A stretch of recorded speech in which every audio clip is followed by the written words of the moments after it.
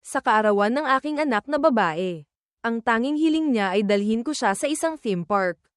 Ngunit si Isabel Reyes, para pasayahin ang kanyang dating kasintahang si Marco Santos, ay pinareserba ang buong pinakamalaking amusement park sa Maynila. Pinunit ng kanyang assistant ang mga tiket na binili ko para sa amin ng anak ko. At habang ginagawa ito, malamig na sinabi, kung naiinggit ka man, dapat alam mo ang sitwasyon. Sobrang abala si CEO Isabel. Sa pagitan ng bakod, nakita ko si Isabel na masugid na hinahalikan si Marco, ang 6 na taong gulang kong anak. Masayang lumusat sa bakod. Tinawag ang kanyang ina at gustong yamakap dito. Ngunit itinulak siya ni Isabel. At pasiga na sinabi, alam mong nawalan kami ni Marco ng anak. Masama ang loob namin. Tapos dadalhin mo pa itong sumpang anak dito para inisin kami. Napakasama mo. Ikinulong niya ang anak ko sa drop tower ride. Pinindot ang start button. At malamig na sinabi sa akin. Sa bahay. Iyak siya ng iyak na gusto niyang pumunta rito. Ngayon, pinaglalaro ko na siya. Bakit pa siya umiiyak? Walang sino mang magbababa sa kanya nang walang utos ko. Kailangan ko siyang turuan ng leksyon. Para malaman niya kung paano pa niya aagawin ang ina niya mula sa anak ko sa hinaharap. Pagkatapos, pinaalis niya ang lahat ng staff. Niyakap ang dating kasintahan. At umalis. Sinira ko ang salamin ng control room. Tumakbo para patayin ang makina.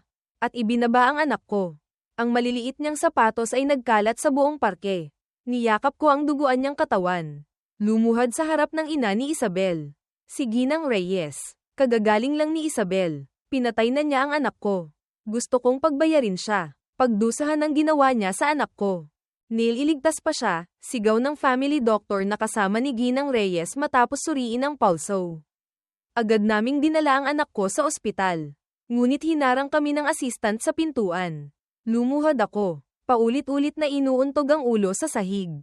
Nagmamakaawa. Kung gusto niyang maglabas ng galit, sa akin na lang. Huwag lang ninyong hadlangan ang pagliligtas ko sa anak ko. Pati si Ginang Reyes ay nagalit. Itinulak ang assistant. Kung mamatay ang apo ko, ipapalibing kitang kasama niya. Bahagyang nataranta ang assistant nang makita ang walang tigil na pagdurugo ng anak ko. Ngunit bamulong na lahat daw ng doktor ay inilipat na ni CEO Isabel. Agad na tumawag si Ginang Reyes sa lahat ng malalaking ospital.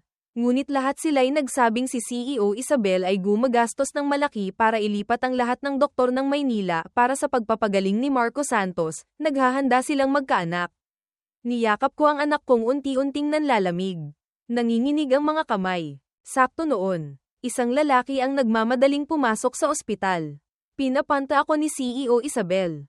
Agad akong lumapit, ngunit hindi siya doktor, kundi isang delivery rider. Pinabibigay ni Isabel itong kahon ng band-aid. At pinapasabi na dumudugo lang naman. Hindi naman mamamatay. Huwag ninyo siyang istorbohin sa maliit na bagay na yan dahil sa suwail na anak na yan. Nagalit si Ginang Reyes hanggang sa mapahawak sa dibdib at matamba. Yang walang hiyang Marco na yan. Kinuha niya ang 300 na milyong piso ng kumpanya noon at tumakas. Kaya nalugi ang buong pamilya. Ngayon, bumalik pa siya para sirain ang pamilya ko. At bulagin ang anak ko hanggang sa mapatay niya pati ang apo ko. Hinding-hindi ko siya patatawarin. Tatawagan ko si Isabel para lumuhad siya at humingi ng tawad. Ngunit walang sumasagot sa telepono, sa halip. Ang telepono ko ang tumunog. Galit na galit ang boses ni Isabel sa kabilang linya. Peste ka, Miguel Castro. Gusto mo talagang gumawa ng gulo ngayon. No, kung hindi dahil sa pagiging makasarili mo kaya namatay ang anak namin ni Marco. Hindi sana siya ganito nalulungkot. Gusto ko lang makasama siya. Bakit ka pa pumunta kay mama para manggulo? At yang anak mo, pinalaki mo sa layaw kaya naging makasarili at walang modo. Konting dugo lang. Makaiyak ka na parang mamamatay na. Hindi ako doktor. Bakit ako ang hinahanap mo? Yung parke, hiniling ninyo. Ipinaubaya ko na. Sabi mo dumudugo siya. Nagpadala na ako ng band-aid. Huwag mo na kaming guluhin ni Marco. Peste ka. Peste ka. Bulong ko. Hindi na kita guguluhin pa. Sa telepono, patuloy pa ring sumisigaw si Isabel. Ngunit wala akong narinig. Tinawag ko ang pangalan ng anak ko sa desperasyon. Walang tigil na hinahaplos ang maliliit niyang kamay na malamig na at naninigas na. Isabel, maniwala ka man o hindi, Hindi kita kailanman sinaktan o ang anak ninyo ni Marco. Ni hindi ko nga alam na nagkaanak pala kayo. Nawalan na ako ng lahat ng sigla. Pinatay mo ang anak ko. Gusto ko nang makipaghiwalay sa iyo. Natahimik ang telepono ng ilang segundo. Tapos tumunog ang malamig na boses ni Isabel. Gusto mo na namang magpanggap na patay para lokohin ako. Sobra ka ng umarte. Tapos binaba niya ang telepono. Tulala kong niyakap ang anak ko. Lumapit kay Ginang Reyes. Isang tingin lang niya. Naintindihan na niya ang lahat. Tumulo ang kanyang mga luha. Peste. Peste. Kasalanan ko ito. Hindi ko sana pinilit kang pakasalan si Isabel dahil sa utang na loob na pagliligtas sa buhay ko. At hindi rin sana kita pinilit na akuin ang halos malugi ng Reyes Corporation.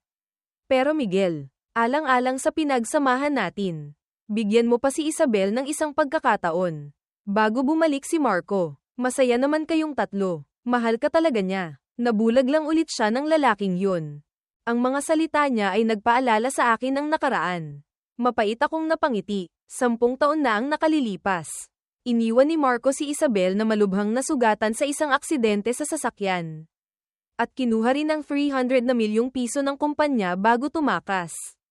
Nalugi ang Reyes Corporation. Kahit ang bayarin sa ospital ni Isabel ay hindi na mabayaran. Lumapit sa akin si Ginang Reyes, na noon ay vice-presidente na ng isang kumpanya. Lumuhad siya. Nagmakaawang pakasalan ko ang isang taong nasa vegetative state at ibangon muli ang korporasyon. May utang na loob ako sa kanya. Siya ang nag-upo ng magaling na doktor para sa nanay ko. At tinustusan ang pag-aaral ko hanggang kolehiyo. Para makabawi, pumayag ako. Inabot ako ng 3 taon para ibangon ang Reyes Corporation. Inalagaan ko si Isabel mula sa kama ng ospital, sa wheelchair, hanggang sa makatayo siya. Pagkatapos niyang isilang ang anak namin, kusa akong umatras. Nag-focus sa pag-aalaga sa anak namin para makabalik siya sa trabahong mahal niya. Sa loob ng 10 taon, ibinigay ko sa kanya ang lahat ng mayroon ako. Pero ngayon, nawala sa akin ang anak ko. Ang tanging regalo na ibinigay sa akin ni Isabel. Tumingin ako kay Ginang Reyes. Luhaan. At marahang umiling. Isinuko ko na ang 10 taon ng kasal. Hindi niya dapat niyurakan yun ng ganoon. Bayad na ako sa utang ko sa pamilya Reyes. Oras na para singilin ko ang utang sa akin ni Isabel. Namumula ang mga mata ko. Personal kong inilagay ang anak ko sa krematoryo. Sumiklab ang apoy. Nanginginig ang buong katawan ko. Maya, ipaghihiganti ka ni Papa. Humagulgol si Ginang Reyes. Grabe ang pinsalang naidulot ko sa iyo. Wala na akong mukhang ihaharap para pigilan ka pa. Pero Miguel, kung magbabago si Isabel, mabibigyan mo pa ba siya ng pagkakataon? Pagkakataon, noong umiiyak at nagmamakaawa ang anak ko sa kanya. Bakit hindi niya binigyan ng pagkakataon ang anak ko? Pinunasan ko ang huling luha. Dinala ang death certificate pa uwi para ligpitin ang mga gamit namin ni Maya. Pagpasok ko sa pinto, sumalubong ang masangsang na amoy at mga larwang smurf na nagkalat sa bahay. Nakita ako ni Marco. Tiningnan ako ng may pang-aasar. At lalo pang naging lantad ang paglalambingan nila ni Isabel. Mahal, nandito na ang asawa mo. Aalis na ako. Baka mamaya pilitin na naman niyang umarte si Maya. Kawawa naman yung bata. Ang liit pa pero marunong nang magsinungaling. Galit na sumigaw si Isabel. Miguel, tumigil ka dyan. Yung ginawa mong pagpatay sa anak namin ni Marco. Hindi ko pa nakakalimutan yun. Akala mo hindi kita kayang saktan. Malamig akong sumagot. Sabi ko na. Hindi ko nga alam na nagkaanak kayo. Paano ko papatayin? Malamig kong sinabi. Sawa na akong sabihin to. Maniwala ka o hindi, bahala ka. Nagsalita si Isabel. Sa tingin ko, hindi ka karapat-dapat maging ama ni Maya. Mas mabuti pang si Marco na lang ang maging tatay niya. Hindi pa ako nakakaakyat sa taas ng hawakan ako ni Isabel. Kitang-kita ang pagsisiyasat sa kanyang mga mata. Kung ayaw mong ibigay si Maya sa kanya, sige. Bibigyan ko na lang si Marco ng ibang anak. Pero mangako kang hindi ka magseselos. At mula ngayon, tatanggapin mo na ang presensya ni Marco sa bahay. Malamig akong sumagot. Bahala ka. Bahagya siyang nagduda tapos ngumisi. Kung talagang ganyan ka kaluwag loob, linisin mo na ang master bedroom para magamit namin ni Marco. At tahiin mo na rin itong limited edition kong Ling Eerie na nap unit ni Marco. Isang piraso ng damit panloob na may masangsang na amoy at isang berdeng smurf ang ibinato sa mukha ko. Ang matulis na gilid ng tela ay humiwa ng mahabang sugat sa mukha ko. Suklam na suklam ako pero ayoko nang makipagtalo pa. Ibinato ko pabalik ang Ling Eerie at ang Smurf sa kanila. Pwede mo na ba akong bitawan? Medyo nagtaka at nalito si Isabel. Agad namang kumilos si Marco na nasa ibabaw niya. Hindi ko pinansin ang mga ungol sa likod ko. Dumiretso ako sa taas. Inayos ang maliliit na damit ng anak ko. Binuksan ang album ng mga litratong kinunan ko para sa kanya. Ang masigla at nakangiting mukha ni Maya ang nagpatulo ng aking mga luha. Kahapon lang, masigla pa siyang nasa tabi ko. Papa, huwag ka nang malungkot. Busy lang si Mama kaya hindi tayo nasamahan. Pagod na pagod si Mama kaya sa birthday ko ngayong taon. Hindi ko nahihilinging makipaglaro siya sa akin. Hihilingin ko na lang na makapagpahinga siya ng isang araw. Naluluha akong tumawag sa pulis. Yakap ang mga damit ng anak ko na may amoy pa niya. Ang bait-bait ng bata. Pero ang sarili niyang ina ang nagtulak sa kanya sa kamatayan sa mismong kaarawan niya. Inayos ko ang lahat. Kinausap ang abogado para maghandang umalis sa lugar na ito. Pagbaba ko, nakita ko ang dalawa na gusot ang damit. Nakasandal sa tabi ng kitchen cabinet. Puno ng pulang marka ang katawan ni Marco. Miguel, huwag mong sisihin si Isabel. Gusto niya lang punan ng sakit na idinulot mo sa akin. Huwag mo nang turuan ang bata ng masasamang bagay. Baka mamaya gayahin ka pa niya. Narinig ko birthday ni Maya ngayon. Pasensya na. Pero ngayon din ang 5,200 araw na anibersaryo mula noong unang pagkikita namin ni Isabel. Nangako siya na bawat anibersaryo ay gagawa siya ng isang napakaspesyal na selebrasyon. Kaya napabayan ka niya at ang bata. Humihingi ng tawad pero puno ng kayabangan ng mukha. Gumawa ako ng mango cake para makabawi. Sana kainin mo para tanggapin ang paumanhin ko. Wala akong ganang pagbigyan ang pagkukunwari nila. Gusto ko lang may hatid agad sa huling hantungan ng anak ko. Nakita ni Isabel na hindi ako umiimik. Inakalang nagtatampo ako kay Marco. Kaya inutusan niya ang mga bodyguard na hawakan ng mahigpit ang leeg ko. Pinilit akong isubsob ang mukha sa mesa. Miguel, ang respeto mo ba kinain na ng aso? Mabait si Marco. Hindi ka niya pinapatulan. Tapos magpapanggap ka pang malinis. Nasaan si Maya? Saan mo siya itinago? Ilabas mo siya para kumain ng cake at lumuhad para humingi ng tawad kay Marco. Nanggigigil ako sa sakit. Patay na si Maya. Gusto ninyong kumain siya ng cake. Di patayin ninyo rin si Marco para samahan siya. Galit na galit si Isabel. Bakit ka ganyan kasama? Dahil lang sa inggit. Isusumpa mo pati ang sarili mong anak na mamatay. Nanggigigil kong sinabi. Wala akong ginawa. Hindi ko alam na nagkaanak kayo. Lalo nang hindi ko pinatay ang anak ninyo. Sumigaw si Isabel. Akala mo hindi ko alam ang masasamang ginawa mo noon. Pagkatapos ng aksidente ko, si Marco ang nasa tabi ko palagi. Kinwento niya sa akin ang lahat. Nanganak ako habang comatose. Tapos pinatay mo ang anak namin. Pinalayas mo si Marco sa ibang bansa. Kinuha mo lahat ng shares sa kumpanya. Ang dami mong ginawang kasamaan. Inisip ko lang ang 10 taon mong pag-aalaga sa akin. Sa pamilya. Kaya tiniis ko at hindi nakita inusig. Pero hindi ka pa rin nakontento. Paulit-ulit mong inaapi si Marco. Ngayon pati anak ko isinusumpa mo pa. Mahigpit na hinawakan ng mga bodyguard ang 2 kamay ko. Tapos isinubo ni Isabel ang bawat piraso ng nakakaumay na cake sa bibig ko. Ang matapang na amoy ng mangga ay nagpaubo sa akin ng walang tigil. Nahirapan akong huminga. Namaga ang lalamunan ko. Nagpumiglas ako ng husto. Bitawan ninyo ako. Isabel, nakalimutan mo na bang allergic ako sa mangga? Nag-atubili sandali si Isabel. Tapos malupit na sinabi. Ang dami mo nang ginawang masama kay Marco. Ngayon konting allergy lang. Hindi ka naman mamamatay. Lalaki ka pa naman. Bakit ka nagpapakamahina? Ngayon, kailangan mong ubusin ang cake tapos lumuhad ka para humingi ng tawad kay Marco. Namaga ang mga mata ko. Lalong nahirapan akong huminga. Hanggang sa mawalan ako ng malay. Hindi na gumagalaw ang mga kamay kong nagpupumiglas. Noon lang nataranta si Isabel. Nasaan na yung gamot sa allergy sa bahay? Hanapin ninyo agad. Pagkatapos kong uminom ng gamot, nakahinga na ulit ako. Pagmulat ko, namumula at maga ang mga mata ko.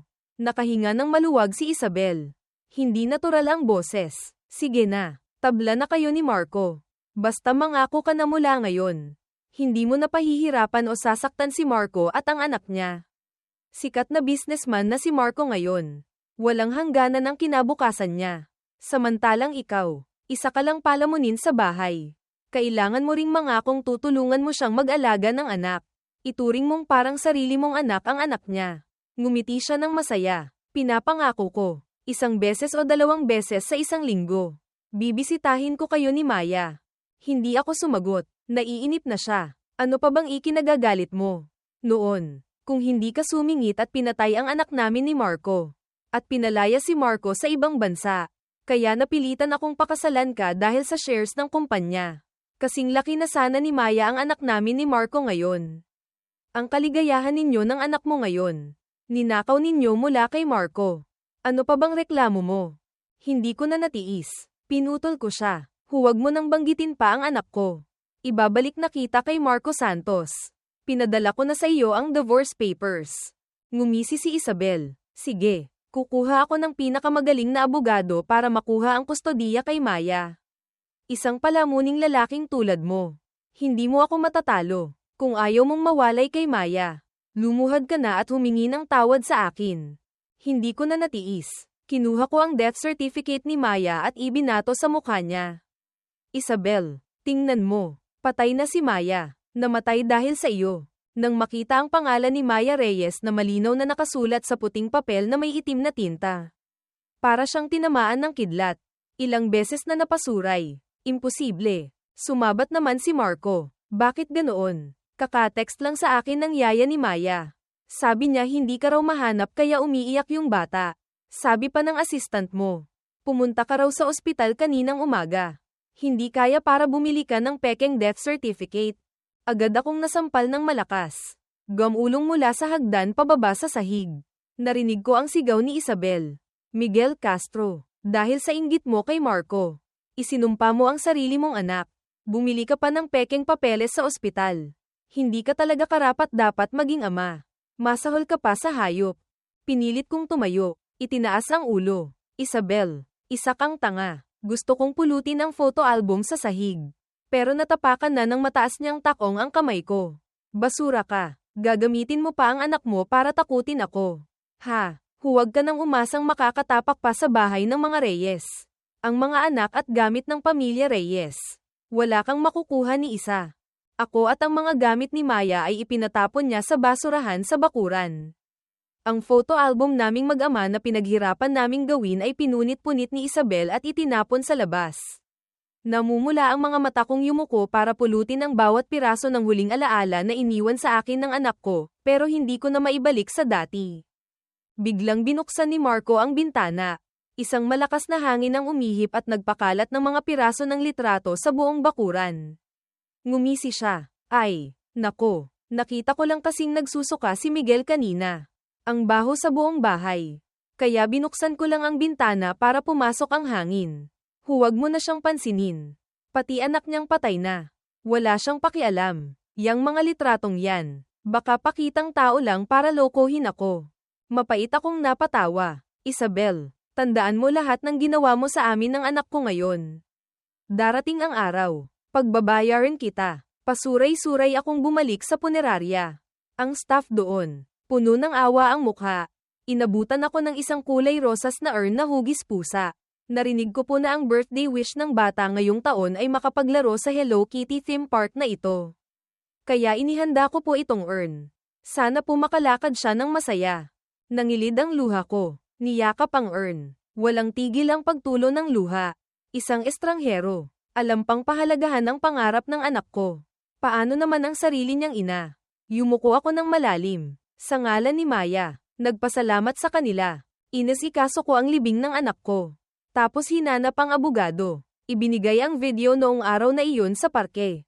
Kasama ang divorce agreement. Hindi siya karapat-dapat maging ina ni Maya. Gusto kong malaman ng buong mundo ang kasamaan niya. Tiniis ko ang sakit. Ginamit ang lahat ng natitira kong pera para magpatahi ng suit. Gusto kong maayos na may hatid sa huling pagkakataon ang anak ko. Ngunit habang malungkot akong naghahanda ng lahat, lumitaw si Isabel sa harap ng apartment ko. Pagbukas ko ng pinto, sinipa agad ako sa dibdib ng bodyguard niya.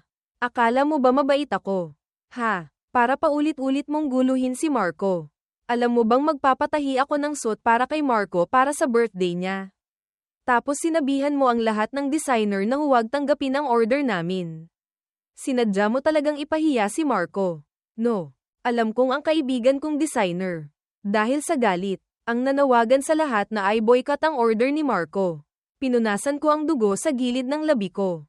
Kalmadong sinabi, "O ano ngayon? Pinatay ninyo ang anak ko. Bakit kayo pa ang may ganang mag-celebrate ng birthday?" Galit na tinapakan ni Isabel ng takong niya ang katawan ko. "Pwede bang tumigil ka na? Paulit-ulit mo na lang isinusumpa ang anak mo. Kahit gaano pa kita kamuhian. Hindi ko sasaktan ang anak ko. Mabait ako kay Maya. Yung parke, ni-reserve ko para kay Marco. Ipinaubaya ko pa sa anak mo. Hindi ba't lagi mong hinihiling na makipaglaro ako sa anak mo? Ako pa mismo ang nagdala sa kanya para maglaro. Ano pa bang gusto mo?" Ngumisi siya. "Konting laro lang sa parke. Mamamatay na agad. Ang galing mong magsinungaling. Hindi ka man lang nahihiya." Kinuha niya ang suit na hawak ko. Itinapon sa sahig at tinapakan. "Hindi ba sabi mo patay na si Maya? Bakit may gana ka pang magpatahi ng mamahaling suit na ganyan? Magpapapogi ka para mangakit ng mayamang byuda." Ha! Masakit kung inagaw pabalik ang suit. Itinulak siya palabas ng pinto. Isabel Reyes, sana sa loob ng 3 araw. Ganyan ka pa rin katapang magsalita. Patuloy pa ring nagmumura si Isabel sa labas ng pinto. Nakatulog ako ng mahimbing hanggang gabi. May kumatok na naman sa pinto. Naiinis akong binuksan ang pinto. Nakita ko si Marco sa labas. Itinulak niya ng malakas ang pinto at pumasok. Agad akong naging alerto. Humakbang para pigilan siya. Ngunit bigla niyang inagaw ang urn ng abo ng anak ko na nasa sala. "Patay na. Mabuti naman kung patay na. Patay na ang anak mo.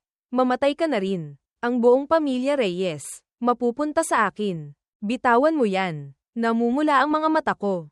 Sumigaw ako at sumugod para agawin ito. Ngunit may humablat sa buhok ko mula sa likod. "Miguel Castro, basura ka. Dumating si Marco para humingi ng tawad sa iyo. Tapos sasaktan mo pa siya." Dumating din si Isabel. Nakita ito ni Marco. Nag-iba ang tingin. Nang makita niyang nakatingin si Isabel sa kahon na hawak niya, agad siyang sumigaw ng malakas.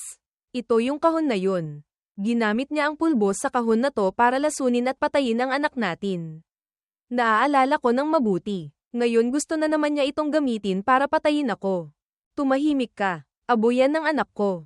Galit na galit akong sumigaw. Sumugod para agawin ito. Sinampal ako ng malakas ni Isabel. "Anong abo ang sinasabi mong kulay rosas? Dahil gusto mong saktan si Marco. Nagsisinungaling ka pa ng ganyan." Inagaw niya ang kahon mula kay Marco. Hindi pinansin ang nagwawala kong pag-iyak. At ibinato ito ng malakas sa sahig. "Huwag." Sumigaw ako. Sumugod. Pero sinipa ako ni Isabel. "Gusto mo pang gumamit ng lason para saktan ang tao?"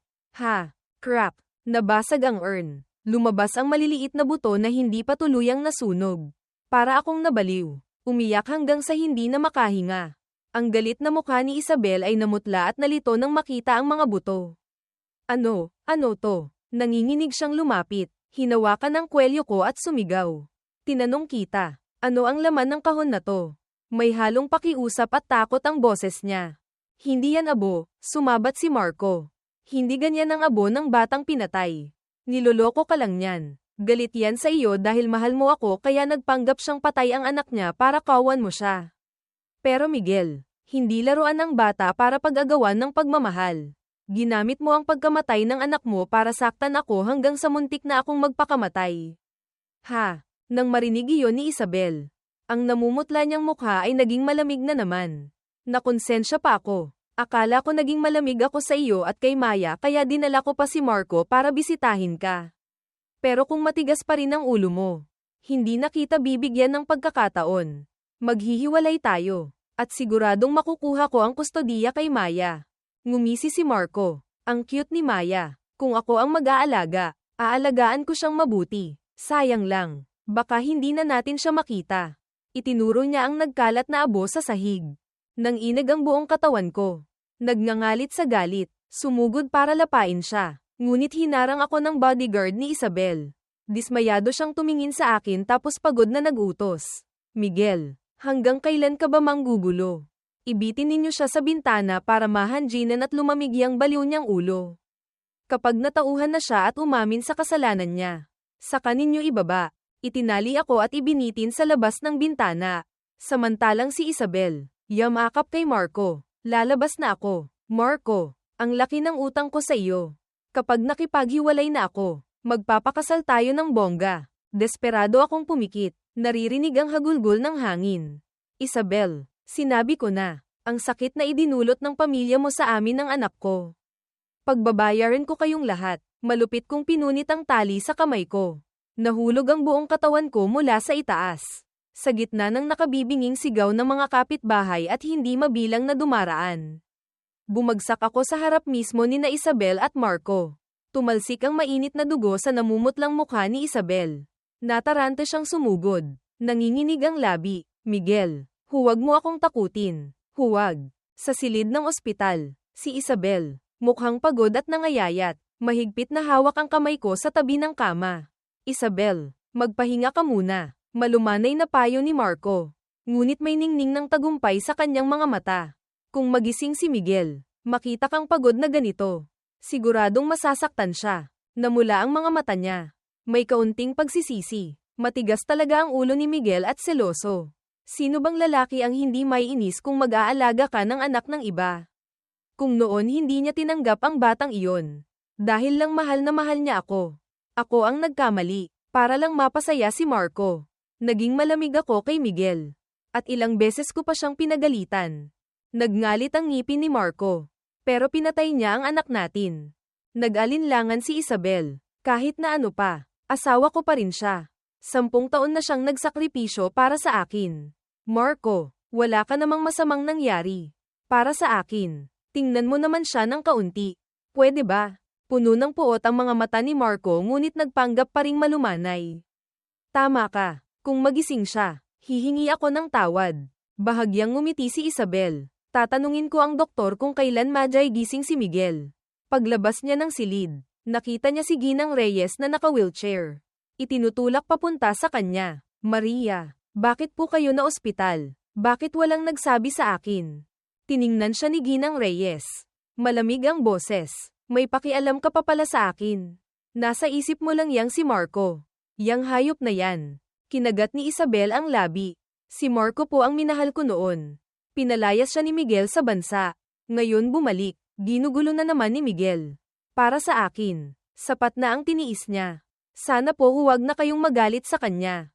Nagalit si Ginang Reyes. Nahirapang huminga. Noong naaksidente ka, agad siyang tumakas dala ang pera.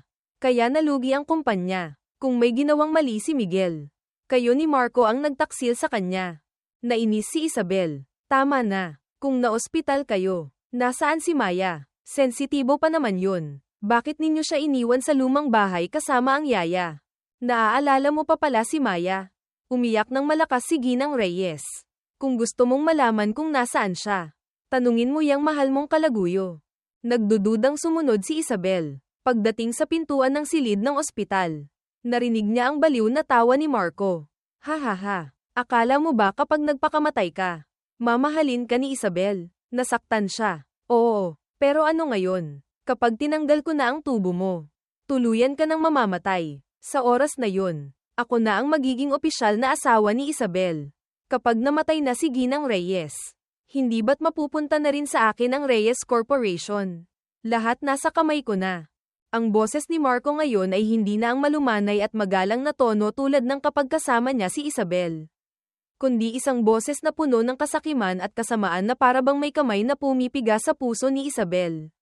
Blanko ang isip niya. Ilang hakbang lang ay sumugod na siya sa silid. Anong ibig mong sabihin? Anong parang 10 taon na ang nakalipas? Hindi ba sinabi mo sa akin na si Miguel ang dahilan kung bakit nalugi ang Reyes Corporation noon? Bakit ngayon? Kasangkot ka na? Nanginginig si Marco. Pilit na ngumiti. Nagkamali ka lang ng dinig.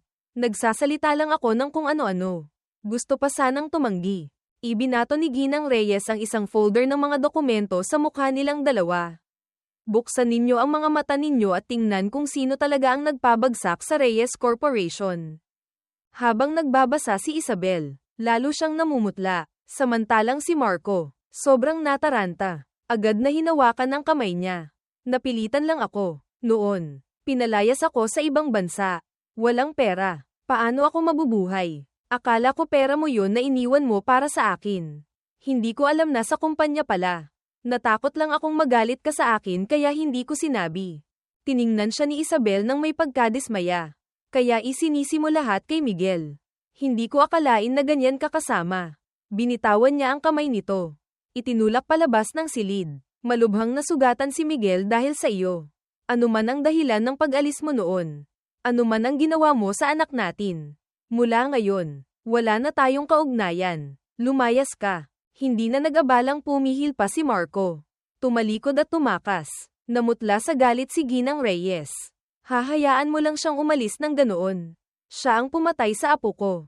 Hindi pa nakakakilo si Isabel nang sumugod ang assistant na putlang-putla.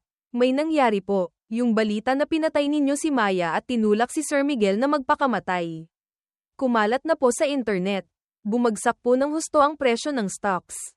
Pinapatawag po kayo ng board of directors para magpaliwanag agad. Ano? Halos hindi makatayo si Isabel. Ilang sandali pa bago pilit na ngumiti. Anong sinasabi ninyong pinatay ko si Maya? Nasa lumang bahay pa rin siya. Inaalagaan ng yaya. Lagi niyang sinasabi na gusto niyang dalhin ko siya para maglaro sa birthday niya. Kasalanan ko to. Masyado akong na-occupy ni Marco. Sasanduin ko siya. Gusto kong bumawi sa kanya ng birthday party. Gusto mong bumawi ng birthday sa anak mo. Isang malamig na boses ang narinig mula sa likuran. Kung ganoon, tumalon ka mula rito. Kapag namatay ka, makikita mo na ulit siya. Lumingon si Isabel. Tumulo ang mga luha. Miguel, gising ka na. Mabuti naman. Hinayla ko ang kumot. Bumaba sa kama. Malamig na parang yelo ang boses. Wala naman talaga akong sakit. Isabel, dapat tingnan mo ang top searches. Gumising ka na sa panaginip mo. Si Ginang Reyes, parang tumanda ng 10 taon. Nagmamakaawa ang boses. Hindi mo ba mapapatawad ang Reyes Corporation? Wala na akong sinabi pa. Isinara ng malakas ang pinto. Sumama sa abogado. Noong araw na iyon, habang nakabitin ako sa labas ng bintana, tumatawag ako sa abogado. Agad siyang nagpadala ng maraming reporter at live streamer. Paglabas ni na Isabel at Marco sa baba, kusa kong pinutol ang tali. Ginamit ang huling hibla para pabagalin ang pagbagsak ko bago lumapag sa lupa. Mukhang malubha ang sugat pero sa totoo lang. Konting hiwa lang sa bibig at gallows. Gusto kong masaksihan ng buong internet ang katotohanan. Ang ginawa ni Isabel sa akin at ang surveillance video ng pagdurugo ng anak ko sa amusement park ay naging isang media bomb na sumabog sa social media. Nakaupo si Isabel sa sahig. Paulit-ulit na pinapanood sa telepono ang malupit na sandaling iyon. Sa huli, isang nakabibinging sigaw ang kumawala. Mahal niya talaga ang anak niya. Kaya nang mabunyag ang katotohanan. Ang sakit ay parang pamunit sa kaluluwa ni Isabel. Umiyak siya hanggang sa hindi na makahinga. Bumubulong. Bakit naging ganito? Malinaw na isinet ko ang level na angkop sa edad niya. Isang ikot lang dapat hihinto na. Bakit? Bakit namatay si Maya? Ipinatawag niya ang lahat ng staff ng amusement park. Ang mga staff, matagal nang narinig ang trahedya. Ngayon ay nanginginig na nakaluhod sa sahig. Nagmamakaawang patawarin. Kayo po ang nagsabi sa amin na huwag naming itigil ang ride. Galit na sinipa ni Isabel ang isang tao. Sinabi kong huwag itigil dahil ang setting ay isang ikot lang tapos kusa ng hihinto. Sino ang nagbigay sa inyo ng permisong baguhin yun? Isang staff ang natarantang umamin. Si Sir Marco po. Sinabihan kami na i-adjust sa pinakamalakas na level. Sinabi po namin na may mangyayaring masama. Pero sabi niya alam ninyo na raw kaya ginawa po namin. Namimilipit sa galit ang mukha ni Isabel. Dalhin ninyo rito si Marco Santos. Nang matagpuan siya, halos nakasakay na siya sa eroplano para tumakas palabas ng bansa. Kinaladkad siya ng mga bodyguard. Nagpupumiglas pa rin. Hindi ko sinasadya. Naisip ko lang. Sana buhay pa ang anak ko. Nagdilim lang ang paningin ko. Gusto ko lang turuan ng leksyon si Miguel. Biglang namutla ang assistant. Inabot kay Isabel ang isang folder. Inimbestigahan ko po ulit ang record ng aksidente ninyo sa sasakyan noon. Ang resulta po, noong naaksidente kayo, wala pong senyales na buntis kayo. Hindi po kayo kailanman nabuntis. Lalong hindi po kayo nanganak. Ang batang dinala ni Marco ay hindi ninyo anak. Kakalabas lang po ng resulta ng DNA test. Ang bata ay may dugong European. Natigilan si Isabel. Tulala ang mga matang nakatingin sa mga papeles. Mayroon ding mga litratong galing sa social media account ni Marco. Puro larawan ng kahalayan kasama ang mga dayuhan. Niloko mo ako. Hindi ako kailanman nagbuntis ng anak mo. Tapos pinaratangan mo si Miguel na pinatay ang anak natin. Paulit-ulit niyang sinampal ng malakas si Marco hanggang sa mamaga ang mukha nito at hindi na makilala. Pinatay mo si Maya ko. Hahayaan kitang mabuhay ng parang patay. Hindi pinansin ang pag-iyak ni Marco. Malamig na nagutos si Isabel na kaladkarin siya palayo. Sinampal niya ang sarili. Humagulgol. Miguel, patawarin mo ako. Patawarin mo si Maya. Tuluyang bumagsak ang Reyes Corporation.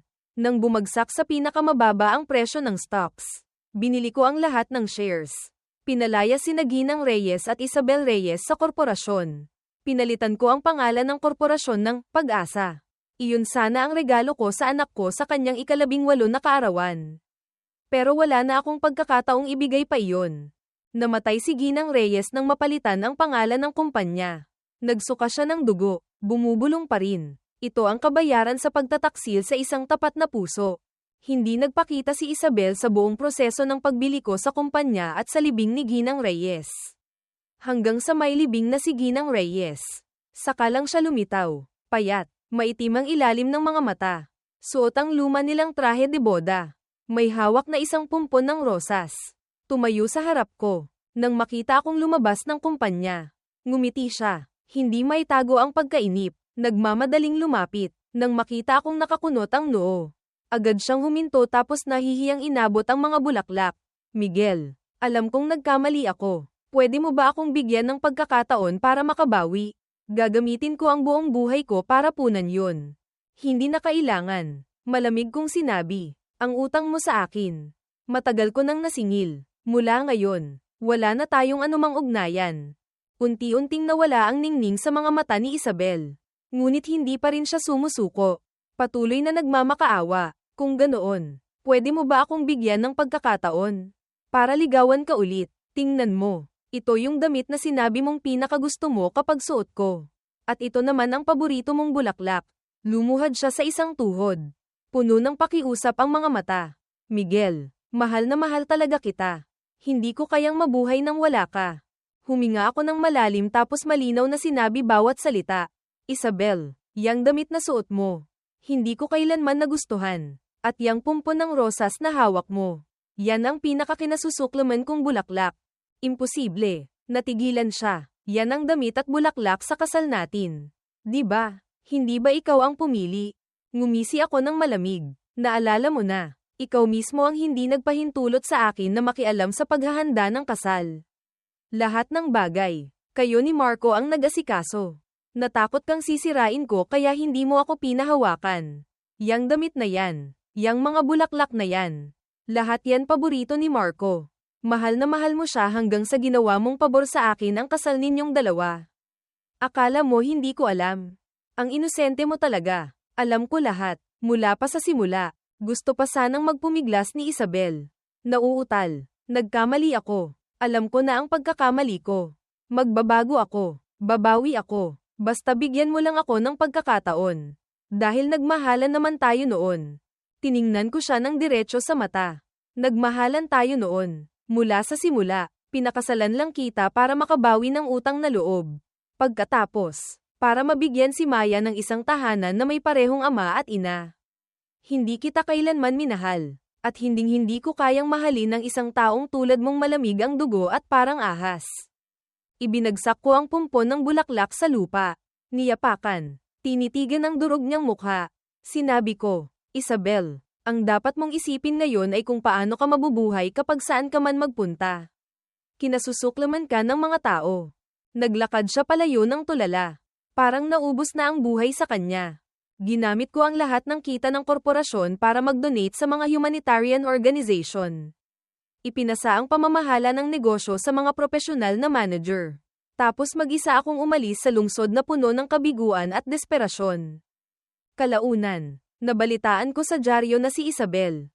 Matapos ang ilang araw na pamumuhay sa bangungot na pinahihirapan ni Marco hanggang sa mabaliw. ay sinaksak nito sa puso.